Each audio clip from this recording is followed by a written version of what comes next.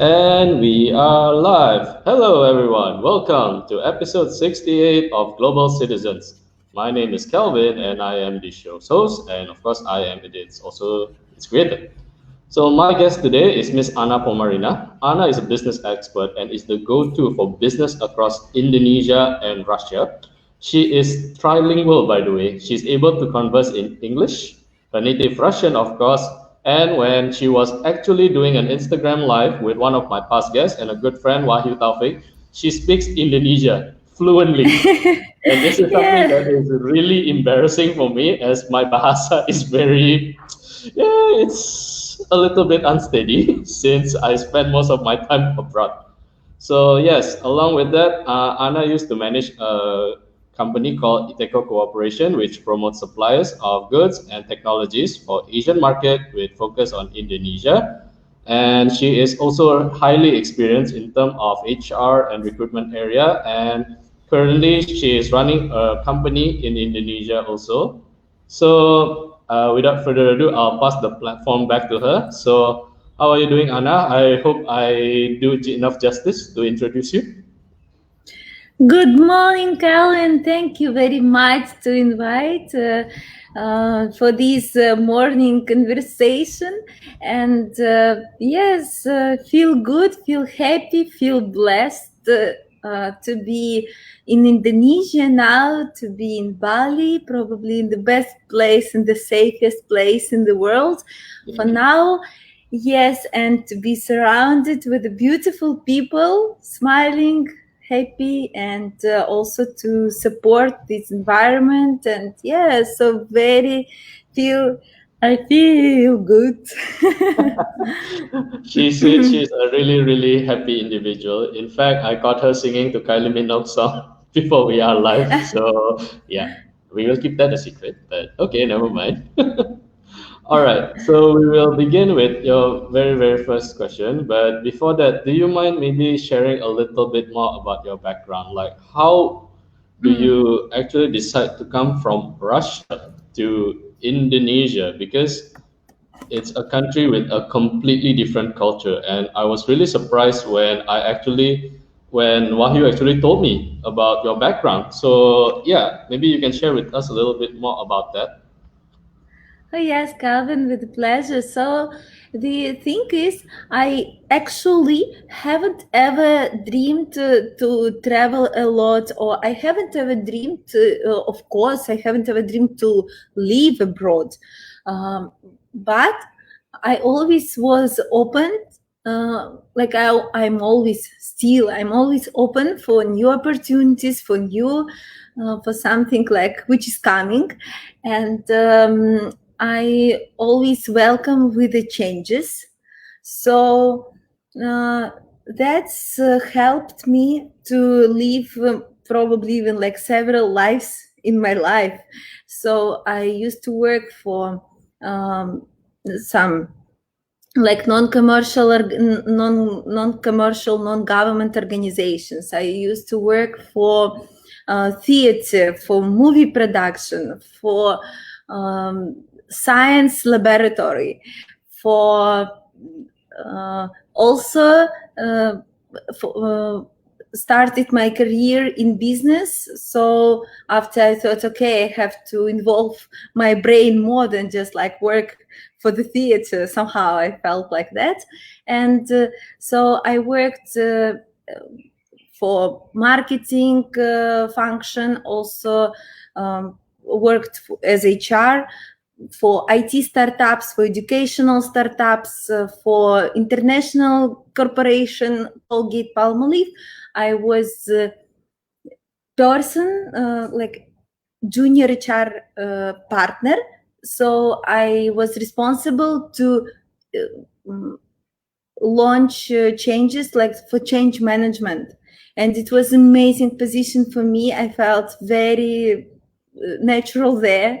So to evaluate which fields in company require to be changed, and what kind of small difference can really influence on performance and efficiency and general KPIs, yes, so like general performance. So and with this path, I still didn't expect to work abroad. I already started this like, okay, I will be HR expert. And I felt at some point, okay, this is my career, this is my life, so I should develop myself as HR expert. And then suddenly I got from my old friend and ex-boss, I got offer for 2 months project in Indonesia, and actually for recruitment. But then I, after 2 successful months in Indonesia with recruitment, so I also did many things there. So was responsible for different kind of like for budgeting, for planning, for reporting. So, and then they offered me, okay, Anna, be our operations director for mining company. So absolutely different story. Yes, and that's what. Wow. Yes, yes. So mining industry, Wow. mining industry operations director position. I haven't ever had experience. Neither like in mining, neither in operations director, but this is the key actually. Um, as soon as you are open and ready to face challenges, and you smile to those challenges, you welcome to those challenges, then you feel always a bit more so then you lead those changes, not you are influenced by. So then you can take this wave, yes, then you can be on top of this wave, not just to be like turned into. Yes, so if in very brief, yes, like, okay, I became operations director for this mining company after 2 years with several successful deals. My bosses felt they no need to work again in this life, and I decided, okay, I can go back to Russia anyway, anytime, anywhere, like anytime I can go back to Russia, so why not?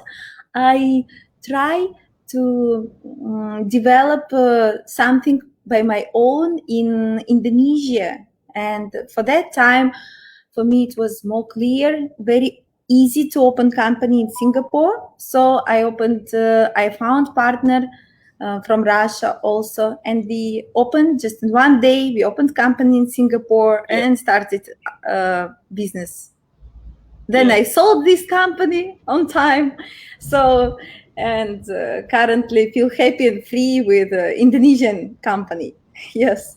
Yeah, I'm quite familiar with that. I live in Singapore for over 15 years. So it's my second home and it's the one closer to me. I guess I grew up there most of my life. So that's a really interesting information actually. Yes, yes. So um, it's this is like a journey in very brief. Yes, of course, inside there are many stories and lots of um, so how do we face those uncertainty? How do we deal with uncertainty? This is the maybe one of the key questions for any entrepreneur. So and style of entrepreneurship probably even depends on this exactly relationship with uncertainty. Yes.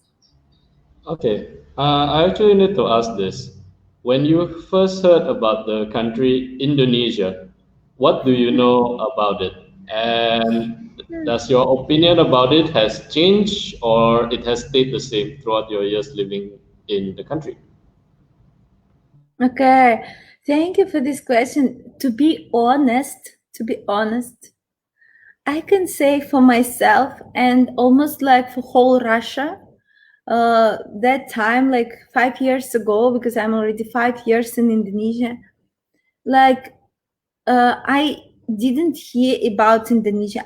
for me, even though I graduated from historical faculty, so I'm like very well with uh, world history, and but somehow our Russian education, our news, our media, our like whatever, we don't really know about Indonesia. So I would say I knew nothing, I have heard nothing, really, really nothing. And for me, it was absolutely like, okay, where do I go? I only know, maybe know, okay, it's Asian country with some like still developing country. So this is what I knew. And what we know about all Asian countries, it's probably like bad medicine there. It's dirty on the streets. It's bad ecology there. Something like so. All these things, and picture itself was absolutely completely different when I came to Indonesia, and my perspective was like has absolutely changed. Like it was I understand. It is crazy. In our European world, we know really nothing. And what we know, we think we know, it's actually not true. So imagine, uh, so we think we know something, but it is not true. And then, mm, so I have seen, and I was impressed with the beauty of people. I see that Indonesia actually can teach whole world about tolerance with 800 nationalities across country, with so many languages, with so many different really cultures inside in DNA of Indonesians. So Indonesia can teach whole world about tolerance, not Europe, not the US, of course, but Indonesia, also Singapore, and also acceptance, very high level of acceptance, which Europeans really don't know, don't understand, don't have actually in that level. So, and smile, yes, such a beautiful smile. So people very soft in general. Yes, of course there are different, but yeah, and also simplification. So as soon as we look at Indonesian language, it's uh, a high level example of like whole world tend to simplify, tend to optimize, tend to yes, like, and this Indonesian language has surprised me a lot. So I started to speak in 5 days actually. Um, so because also Indonesia can teach whole world how to make things simply and not overcomplicate. So this Are you sure we're talking about the same Indonesia? Sometimes I find stuff yeah, complicated. Really? Ah, it's it's always depends on your okay. point of view. Yes, it's always depends on your point of view. Of course I can set different examples, of course, but when you come from our mind culture, like from our when you come from European mindset to Indonesia, Yep. and then when you see how people approach to different things, to different situations, then it's like blow your mind, because wow, just absolutely wow. Yes. So of course, like nobody loves bureaucracy, nobody loves all those like things, but it's just okay. It's still just some stage. So yes. All right. So Yeah. so I hope I reply your question, and actually for this question probably I can like yeah, continue and continue like I think I can lose more of my broadcast time if I let you answer all of that. Don't worry, you answered perfectly, Anna. Yeah, for those of you who just watch into the show for the very first time, Global Citizens is an online webcast whereby I actually invited individuals who has experienced a multicultural lifestyle. For myself, I'm a third culture kid. I grow up outside of my own passport country. I love both my countries, but the thing is that, well, the sense of belonging is not there, for one thing. And along with that, I've invited people who are international speakers, expatriates, such as Anna here, and of course, digital nomads. The reason why I invited such profile is to tell people to actually understand what is intercultural studies. Because when you come to a new country, it's not like an extended vacation whereby you come here and then you just stay there and then okay, everything is the same. And well, you have to learn to actually ingratiate yourself into a new society. You have to learn their language sometimes. You have to learn how they live. Because if you are there, well, especially if you want to do business, then, well, it's going to be really difficult if you refuse to accept the other countries, as Anna has mentioned throughout the earliest part of this conversation. All right. So with that, we continue with this. All right, Anna. So I actually want to dig a little bit of your mindset as an entrepreneur. Yeah. Which of these three, you want to rank it in one, two, and three? Which one do you feel is the most important? Money, the information, or empathy? Or another word for it is maybe tolerance or kindness.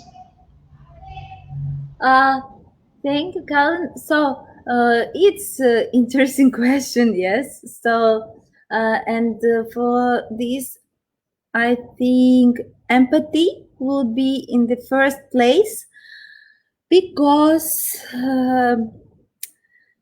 we are not going to do anything if we don't have this empathy. If we don't,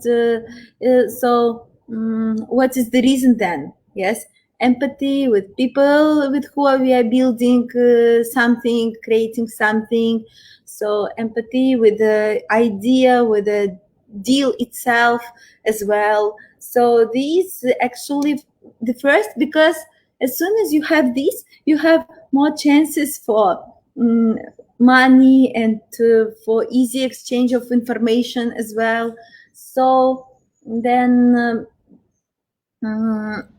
I don't actually understand why like information in same rank, but okay. So then empathy,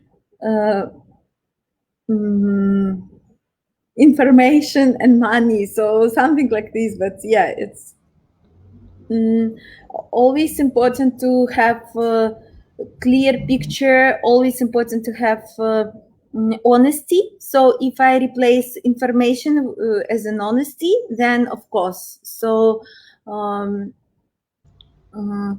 it's crucial, very crucial. So empathy, information, honesty, and then money. And as soon as we have those two first, then money will come, will follow.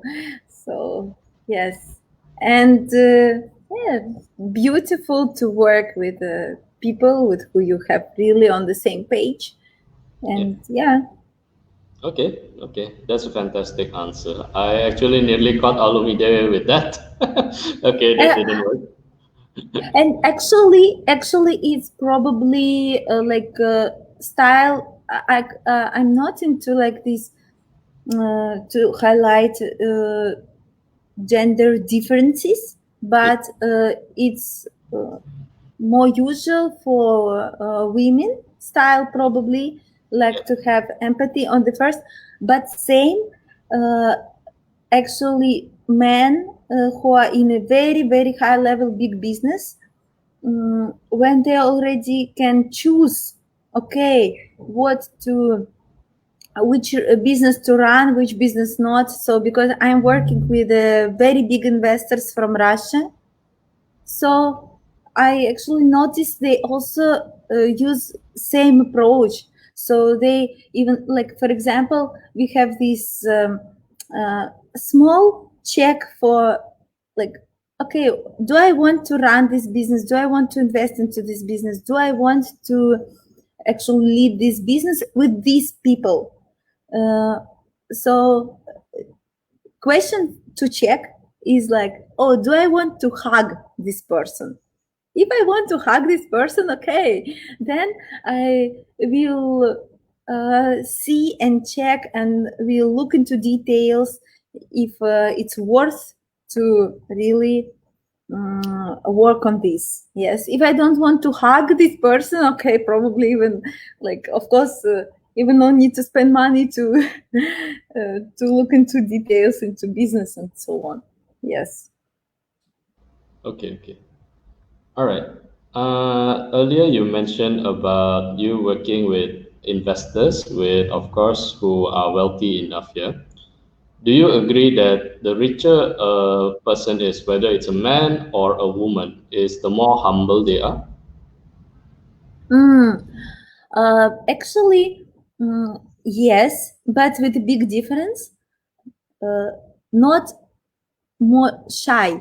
Yes, shy and humble is like very different words, even though they like maybe uh, can can be perceived as like synonyms. Yes, so but related to humble, yes, because it gives internal confidence and person feels no need to prove to someone anything. Yes, so no need to uh, uh, but of course it cannot be, it's not a rule for all people. So some people become crazy. Yes, some people become like, okay, I feel like a rock star. Yes, and it's but exactly business people. So many of them exactly like this become more humble and respectful for all people, and it is beautiful. So we can grow this mindset from the beginning, so to be respectful, to be humble, so then we feel this confidence inside and no need to show over or like prove something to others, and it makes us stronger. Yes. Okay. If you don't mind, I actually want to ask, when you first started doing work in Indonesia, yeah? I believe at that time when you were doing your Instagram live interview, I actually posted a question, but I ran out of time, so I didn't manage to type in everything correctly. But Ah. what was your experience with the cultural differences, though, with Indonesia and Russia? Because for one thing is that even if there are a lot of positive things about Indonesia, it's still lagging behind in terms of technology is one. That is that is definitely something that would need some time to it. But what was your experience handling it last time? Okay. Yes, of course, I had so many like funny and difficult stories, and even like, yeah, plenty of stories. But generally, like for example, first it was difficult to understand that okay, some instructions, some things should repeat every day. Some things should like maybe may even create instructions in pictures. Yes, because words it's so difficult to deliver in the right with the right sense, so that we created all instructions for anything in pictures. It was very funny. It was like, so how possible, but How long do okay, you take we, though to learn Bahasa to actually say what you want to say? How yeah, long do you actually, take? yeah, I started to speak Indonesian language in 5 days after I moved to Indonesia. Okay. 5 days. Wow. Because yes, because I started to learn from the first day, and Okay. I even developed my own methodology. And currently, for very good friends, I share this methodology. I teach them Indonesian, so they also can speak from the after 5 days. Yes. So, but the thing is, that it was very crucial for me, because I really wanted, my motivation was, I want to understand people, and I want people understand me. And from language we really get into culture. um, uh, then I only maybe after 1 month understand that our perception of word besok, tomorrow, is very different. So for me, tomorrow besok is only like, it's only like if today Saturday, so it means only Sunday. No any other meaning for tomorrow. But when Indonesian person says besok, it can mean uh, okay, anything which Yeah. is not today, and like somewhere in the front, in the Yep. timeline. So Yep. I remember uh, that. that's that was like, oh wow, yes. And then to deal with all those, so of course time management was very funny and very painful. Very funny and very painful. um, uh, Painful uh, so much that when you already cannot cry, you cannot like you cannot sustain, you only can laugh all over situation, because you cannot do anything.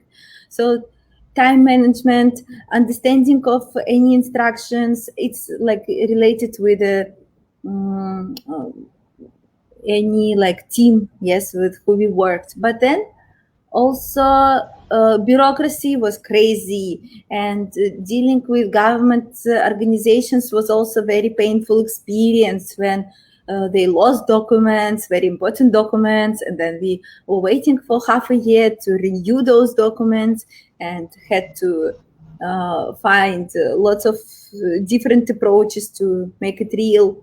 And also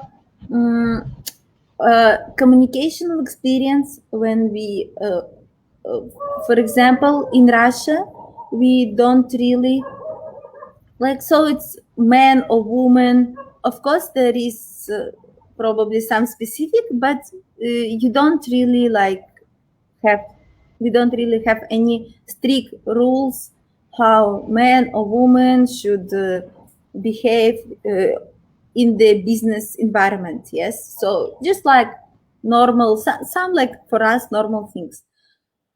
But in Indonesia, with the Muslim culture, I faced uh, some things which I did probably not really correct when I didn't know. So it cost me deal, and yes, it was from like from my Russian point of view, it was everything just normal, but from person who is from Muslim culture, it was not acceptable. And then, okay, but I really understand this, and I really respect actually this. And then we still, okay, we still can become like, uh, not become enemy, of course, but just okay, we are not going to make a deals. Okay, that's uh, the board, like let's say understanding. Okay, to lead business together would be complicated. Yes, like this. So, Yeah. what makes it easier after a while, though? And moving forward, if you can advise, like maybe not only Indonesia, because the thing is I get a lot of the issue that you mentioned. When I actually first came back here, I was on a go kart. The first 5 minutes, the go kart driver asked me, "Hi, how are you? What is your name? Are you married?" 5 minutes. I can remember it Yes. very. So I was like, "Excuse me." I don't know you. Why are you asking me this question? Even my own mother doesn't ask me this question. It was really frustrating when I heard that, and it was okay. Am I going to be kidnapped? This is scary. But after a while, okay, I get it. This is part of the culture. But the thing is that while it could be normal for Indonesians, yeah, those who Indonesians who may not grow up in the country, or even like for yourself, you are an expat who came to Indonesia, this can be something that is really surprising.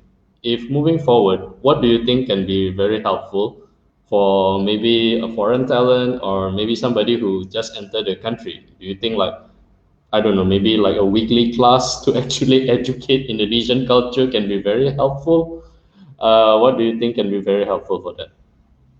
Yeah, actually, I really like wish it's exactly as a wish to learn Indonesian language, because it's not just a key, it's a gate into Indonesian, uh, any, actually for any country, yes. So it's a gate into culture. It's a portal. It's a portal to understand, to deal with, and to feel more comfortable from inside and outside as well. So even though if you don't use language for business conversation, but to understand environment, it helps like crazy. It helps a lot. So this is my wish to any, and especially Indonesian language, so simple, so beautiful. So I do wish any person to learn Indonesian. And same when person just wants to go beyond uh, existing borders, beyond uh, beyond, just wants to go higher. So just to learn language first, yes. So just to learn language, start to speak different language, start to speak English, start to explore English or any other language, yes. So to be involved into different culture and to understand how to deal with this. So yes, this is my first and very key wish for uh, people who would like to deal, to live, to develop, to live in Indonesia. Yes. Now I want to ask the reverse. So now, as we are in the middle of the pandemic, in fact, in Jakarta, we are in the middle of PSBB, whereby we actually can't Yes. go socialize. You can't go to a mall and you can't eat. The mall is open, but you can't eat. You can't sit down. So that's another Yes. that's another development for it. Yeah. So the one big trend about during this corona pandemic is that there is a lot of remote hiring, and people started to realize it's very important to use technology to work now. Okay, my question for you is that what should, not maybe only Indonesian or even an Asian in general, should take note if per se they are working with a Russian or maybe with people of different nationality. What do you think is good to create the culture, or even maybe the company culture, and even for, like, for example, maybe the how you want to move forward? Okay. Yes, that's interesting question. So, for the whole, like actually, I spent like this uh, during in Jakarta. I spent first months di rumah aja, yes, just at home when it was the first months of quarantine, and new PSBB. Also, I spent 1 week with all these like everything closed. Yes, uh, so I really know and really have seen how does it look, how painful for some people it is, and even in Bali where it's okay, it's like very comfortable. You can move, you can go anywhere, but people suffer because existing because normal, which was before, becomes new normal. Yes, and actually, first we have to be ready. This first, just look forward and be ready. It will be not any back to normal, not possible. Yeah, I Not was wearing the possible. mask and I was wearing the hat. In the past, people will call me a terrorist, but now it's not. It's the new Yeah. normal. It's okay, it's like it will be not back to normal, to old normal. It Yep. just first believe and be ready for this, and don't go in your dreams, in your like imagination, or back to normal. Be prepared that it will be completely new normal, but this new normal will be more beautiful, it will be better, actually it will be brighter, and be ready for this. And just ask yourself, wherever you like, okay, you have, you're a farmer, or you are like you used to work for hotel, or you used to work for uh, some shop, you, wherever you used to work, or wherever you're working now, or you manage your own business, it doesn't matter what is your position right now, but question is very powerful. It's a power of question which really can move you and lead you forward and lead you to another level. A question is, okay, what is great for me during this time? What great can I do during this time to move to another level, to lead those changes? What what great can I do for myself? What great can I do for others? What great can I do with my business? What great I can do with my career? And again, what is great things during this time for me?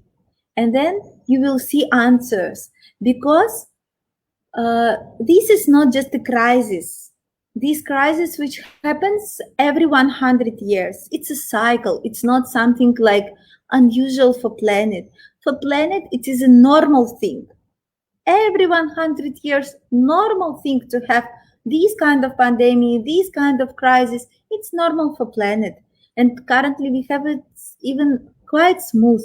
So, uh, any crisis, it's everyone knows. Any crisis is opportunity. Then big crisis, big opportunity. But it's not just big crisis, it's a global crisis. What does it mean then? Global crisis? Of course, global crisis means global opportunities. So look forward, only forward. No any, we don't have time machine to go back. Same, we don't have time machine to go back to some old normal. Be open, welcome changes, and face those changes with a smile, and go lead through these changes, go lead through, yes, with these new things, and yes, with welcome, with happiness, and change yourself for global scale like this. Yep. Okay. What skill do you think is most important for in order to go to improve yourself for global scale? What skill do you feel will be most important moving forward? Mm. Uh, of course, these, okay, is several skills. I suppose first is communication, yes, and soft skills currently become more important when you can be respectful with different kind of people, when you can understand, when you can be soft in your reactions. And this is actually what Indonesian people have. So that's why I do believe that Indonesia really can uh, become a leader in this new world arrangement. Yes, so hospitality and all those things. Then another skill, so another pack of skills, of course, languages. Yes, so great when you can speak several languages. For now, it's still actual. Third, um, any kind of creative skills, like whatever you create. So become creator, unleash your creativity, discover your creativity, awake your creativity. Yes. So uh, because it will be it comes a new world of creators. So again, whatever you create, you like create some good ecological organic products, or you create great content, or you create paintings, or you create businesses, or you create whatever you create.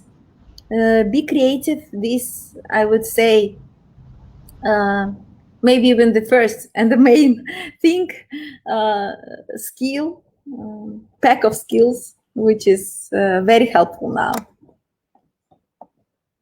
Okay, in relation to what Anna mentioned, yeah, if you are interested to create content, like for example, like what I'm doing, this video podcast that I'm doing, earn yourself a $10 credit for the software that I'm using. It's called StreamYard. The link is already over here. It will be in the description box. So if you guys are interested, please do check it out. All right, Anna, I have two final questions for you actually. So the first one is this: I am giving you a full control to create a civilization, a country or a nation of your own. From your experience from living in Russia and in Indonesia, which part of the best part of it, which will you implement in order to create the country? Oh, that's I love this. So you, if I have this creative power to create new civilization, of course it will be Yes, full you are recycle. Thanos. You have the Yes, infinity gauntlet thingy. Okay, yes, sorry. yes. Of course, it will be full recycle economy. What does it mean? It means that we don't produce any waste. We don't produce waste. This is first pain, which I Yeah. see around. So, this world of consumerism, current world of consumerism, when we just consume, buy, and then throw, and then it's not respectful way to use existing environment. So, in my civilization, it will be, of course, very clean, very healthy environment, and uh, means whatever we use, we recycle. We can uh, from bottle which we have used, we can recycle into some another thing. So or like this. So.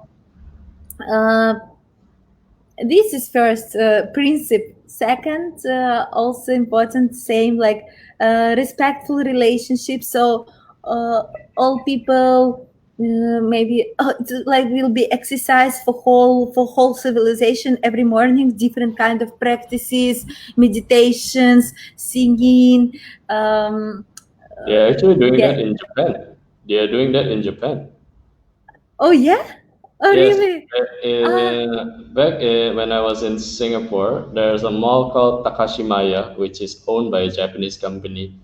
The earliest morning shift, if I recall correctly, they need to come for a national anthem in order for them, because this is part of Japanese culture. So, Oh wow. and it is actually a practice whereby in the early morning of the company they exercise before they Oh start wow. work. Oh, it's so amazing. I really, really dream to come to Japan. I haven't ever been there, but I dream to go there since I was 3 years old. Wow. So I wish soon I go explore. Yes, and so this will be like for everyone.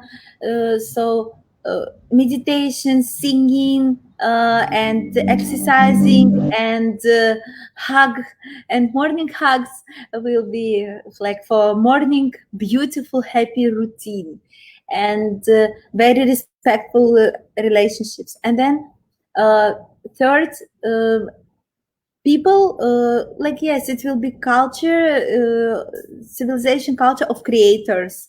So people don't exchange their life to work to earn money, but people really work as like creators, so uh, they can express their creativity, their like real nature, and let's robotics, let's all those like automatization happens around to create a comfortable life. Yes, and of course good food, very the fourth, very high level good quality of food. So minta maaf semua orang Indonesia tanpa gorengan, ya, tanpa gorengan. Yeah, Yeah, no yeah. gorengan, So everyone can mati. no, no, no No, I'm gorengan, just no joking. I'm gorengan. just joking. But yeah. Yes, so it's just healthy things, yes, which helps you to live longer, to live with a high level of energy. Yeah. And yeah, like this. And the fifth, what is the fifth? Uh, Great connection with nature. Great connection with nature. So it will be architecture and everything, very natural materials, beautiful, like cities as a gardens, like this. All right. Okay. That is a really amazing answer. Okay. So we will be doing with the final question. Yeah. Okay.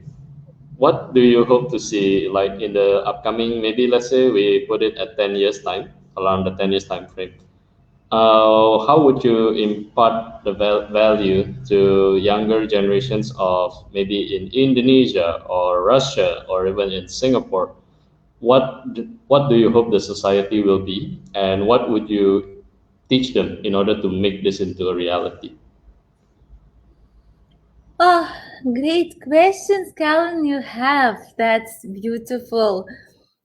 So related to actually what these as I mentioned, like what crisis changes in our life first, like these kind of crisis, these big crisis with a global scale. What does it change first? It changes values, and I feel, I see that new values, um, we really, if it's a small shift, we come from world of consume uh, things to consume knowledge, to consume information, if it is a small shift. But Yep. if it is a big shift, we come from world of consumers to a world of creators, as I mentioned this word already a couple times. Yes, so values in this new world, freedom becomes available not only for, let's say, like 5 or 10% of world travelers, but it becomes available for, let's say, 20 or 40% of people. It becomes really value. So it will be new value, freedom for people. Freedom from their uh, usual usual lifestyle. So it will be new lifestyle culture when people work remotely, when Yep. people can earn money remotely, no need to come to office every day, spend lots of time to logistics. And then also ecology, people will become more pay more attention for ecology uh, in relationships and in relationships with nature as well. So, and uh, another value is yes, to like, even let's focus on these two things, freedom and ecology, and it already changes whole things. And in a world of creators, for myself, currently in Bali, what I really focus on, like awakening of my creativity. If person asks me, what are you doing there? Awakening of my creativity.